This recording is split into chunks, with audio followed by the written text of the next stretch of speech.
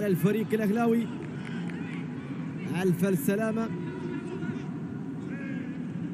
سميحان النابت في كل كرة يفقدها لاعبي الأهلي. تزيد العنزي يلعب الكرة للخلف، محاولة عرضية يا في خط. شوف الكرة من زيد والعرضية الرائعة، لكن التوفيق كان ما هو موجود في لقطة فيرمينيو. شوف لعب الكرة جابرييل أو نعم جابرييل فيغا الإسباني علي مجرش، واحد من أبرز الأندية تقديما للمواهب في إسبانيا. هنا تمرير الضغط موجود. معدل أعمار لاعبي يعني 25 سنة، والقيمة السوقية لهذا كل عشق الأكلي من نجوم الرجالات. ما راح ينسوا الرمز الأهلاوي. هنا محاولة تتشال إلى ضربة ركنية، ما راح ينسوا الرمز الأهلاوي. الأمير خالد بن عبد الله الرمز الأهلاوي الكبير جدا.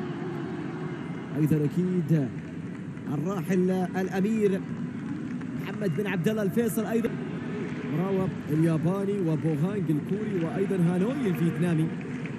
وبالمناسبة النتائج كانت غير جيدة ومغادرة الفريق من الأهلي الإماراتي على مستوى دوري أبطال آسيا. كثرة التغييرات شوية بتربك الفريق الصيني. إبعاد حلوة الكرة، فيصل باتجاه فيغا، لكن الدفاع الصيني ما زال يقاتل على الخروج. التمرير هدف ثاني يأتي في توقيت مريب. دفاع أبعد اللقطة في توقيت رائع.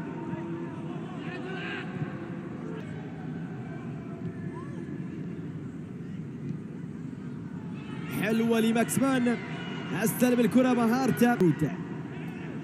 كنت أتحدث عن مشوار الأهلي في مشاركاته في المسابقات الآسيوية في عام 2005 في دوري أبطال آسيا.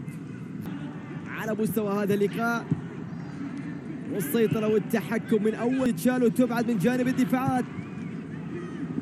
عبد الكريم، الكرة تلعب عرضية في مكان تصطد في الدفاعات. ضغط من جانب الفريق الأهلاوي.